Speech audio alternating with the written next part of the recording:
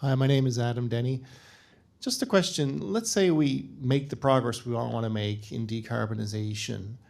How do we make it irreversible so that a future new mayor of St. John's or a Doug Ford or a Donald Trump doesn't reverse the progress? Because this is not an issue where we can make some progress and then go backwards and forwards and backwards. We need perpetual movement.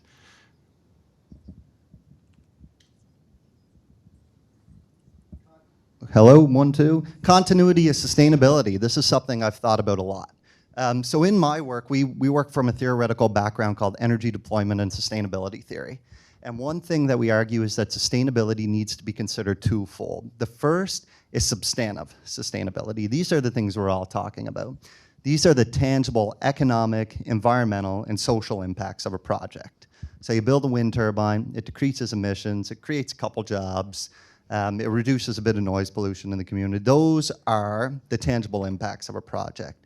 But it's not enough to just think about substantive sustainability. We also have to think about procedural sustainability, and procedural sustainability is where we go a step farther.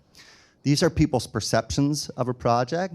These are the distribution of the risks and benefits of a project, and locally, this is the local acceptance of a policy, a program, or a project. And if you don't have procedural sustainability in 10, 20, 30, 40, or 50 years, your project, your policy, your program is likely to fall apart. So in Ontario, for instance, they had the Green Energy Act. They built a bunch of wind turbines that had a great substantive component and reduced coal emissions.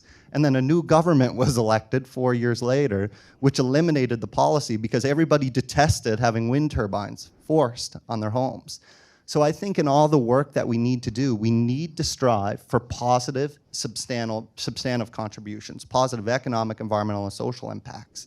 But we also have to take people's perceptions seriously.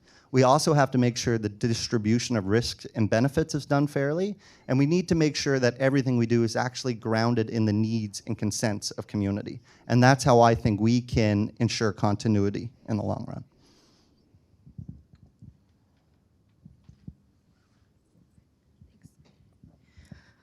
Agree with Nick's points there, and we'll add that I think that once you create the case for change, once you have the broad support of residents in the province that you're decarbonizing, that I guess they maintain a groundswell after it's already happened and remain vigilant through public engagement with elected officials. That's something I heard during a few of the panels this week was, people want to know how they can become more engaged. And like I've heard, the old saying, you might not care about politics, but politics cares about you.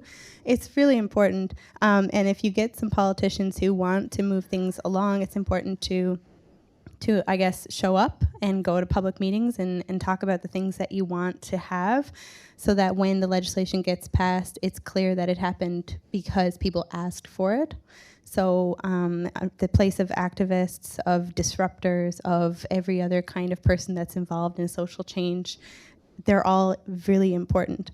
So recognize, look at yourself, figure out what your role is in the social change movement, and then stick to it or move to a different role, but don't stop trying to change the status quo.